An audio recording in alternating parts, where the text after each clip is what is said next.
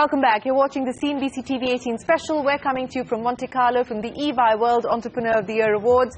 Rajiv Mamani, the country head of EY, has his ears to the ground in terms of who's spending what and how much and what is happening on Deal Street. I caught up with him to find out if confidence has returned to the domestic markets and if inbound FDI will continue. Let's listen in. So I think there is a definite sense, Shereen, that things are improving, but I don't think it's in sort of thumbs up, overwhelming, suddenly things have changed.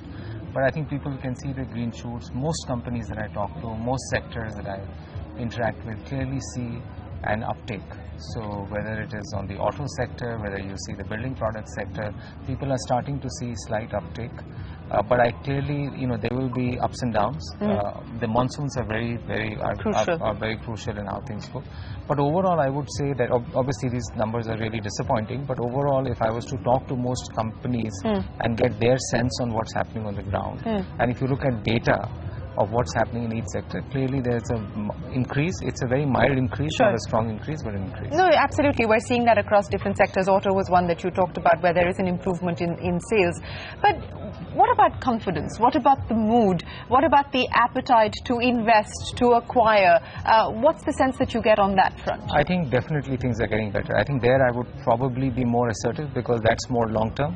And I think as people look at the macroeconomic fundamentals of India, I think they clearly today are, have now had a stable track record. If you compare it with what's happening in the world, I think it's clearly far more positive. If you look at asset classes, if you look at, say, private equity as an example, I think the number of large exits that have happened, the successful IPOs that have happened in the last 12 months, and some big exits, some big buyouts. I think clearly there is a lot of appetite to invest in certain asset classes. If I look at foreign direct investors, I think they are now getting more active in India, scouting for opportunities, because there's a lot of capital. There's no shortage of liquidity around the world. I think people are looking at where they can invest long term and where can they get the opportunities going. If I look at domestic business also, I think they're gradually getting ready. Consolidation is in the air. I think we can see consolidation starting to happen. We are seeing some businesses gradually getting out of 2 to 3 years of slumber, either because of commodity prices going up or regulatory clearances coming through.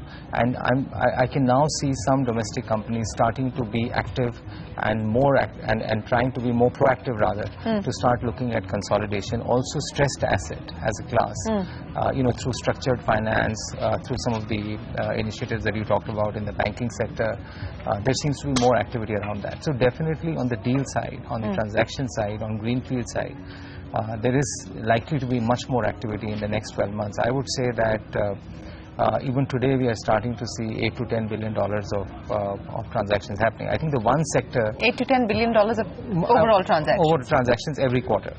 So if I look at one sector where I think there's definitely slowdown as compared to 2015 is the e-commerce internet sector. I think there's going to be some or maybe significant amount of reduction in capital that came in. But I think almost all the other sectors, whether it could be chemicals, could be building products, could be manufacturing, pharmaceuticals, we'll see probably much greater activity. You were talking about FDI, and given that you feel confident about deals as well, do you think that we are likely to see significant FDI coming into, for instance, the insurance sector? Any new sort of money coming into the insurance sector? Yeah, I think we will see, as it is, if you look at it, India has been the largest recipient of FDI over the last 12 to 18 months. So I think that story has started. And I think that will continue. I think it will be across sectors. In insurance, definitely, I think the FIPB clearances starting to happen, companies trying to accelerate, realignment of shareholdings happening. So definitely financial services per se as a sector. I think even if you look at the new banks that are coming through, if you look at some of the IPOs of like Ujjivan and others that have happened, which have been really very successful.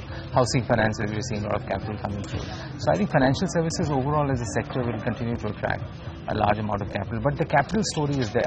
Foreign direct investment in the last 18 months has probably been the highest. Okay, so the capital story is looking good. What about the tax story? The government is saying the right things. You're part of a committee as well that's recommending what ought to be done on the tax front to the government. There have been several sort of clarificatory circulars that have been issued by the government as well. How are things on the ground when we talk about tax? Because clearly that has been the key concern when we talk about investing in India. Yeah, absolutely right. So if you go back 2 years, 3 years, 4 years, I think one of the biggest issues, especially from 2011, 2012 onwards, that investors, business people have felt is ease of doing business and tax issues. And I think when this government came in, there was a lot of hope that something, significant, remarkable, revolutionary is going to happen. But really it's taken time for things to change. But I would say in the last 12 months, I've probably seen more activity on the tax side in a positive way than what we have seen in many years put together. Okay. So if you look at the big decisions, I think the big decisions were, the government not appealing in the Supreme Court the Vodafone transfer pricing decision. Solving the Mauritius conundrum. Now, you may like it, you may not like it, but it was an issue. But they've dealt with it in a, upfront, in a prospective fashion. Concerns of investors have been allayed on the Mauritius front? And there's still some issues that people will have, but at least I would say substantially the concerns have been allayed. Now, people may not like the answer, but at least there is predictability. But is there clarity also on GAR now and life with GAR starting next year? Yeah, I think so. GAR, what the government is doing is basically they are now trying to solicit specific examples from companies and trying to put together responses for that. So basically what they want to do is to come out with a very detailed FAQ kind of thing when GAR comes in. And also they have put very high thresholds in terms of when GAR can be applied. Okay. So it's not that any assessing officer can just come in and apply GAR. So the thresholds that have been applied when the kind of process that one has to follow before you invoke GAR, I think that also is pretty high. So it is something which is going to change things. It is something that's happening around the world. But I would say the way they are approaching it right now is much better. But coming back to your earlier question, Shereen, I would say that even in terms of procedural issues, number of assessments or number of these shocking kind of demands that used to be raised earlier, I think that's dramatically come down. If I look at transfer pricing, earlier transfer pricing, the number of assessments that went in for scrutiny were much higher. They've changed the policy, they've made it risk-based assessment. Right. So if I talk to our clients, if I talk to all our partners, colleagues and everything, the number of cases that are facing scrutiny assessments in transfer pricing has come down. Lots of contentious issues, for example, whether investment portfolio, whether that is capital gains or business income, or whether when you look at income from EPC contracts, whether it can be classified as association of persons or not. So I think a lot of clarifications are coming through, and at least whenever we are engaging with the tax authorities, with the policy makers, with the Ministry of Finance, they're listening, they're understanding, and if they agree and understand that this is a real issue, and if one can come with a solution, then I think they're very quick to try and see how they can implement it. On that note, it's time for us to take a break, but when we return, the Global Vice Chair for Markets, Ushi Schreiber at EY, joins us on this special.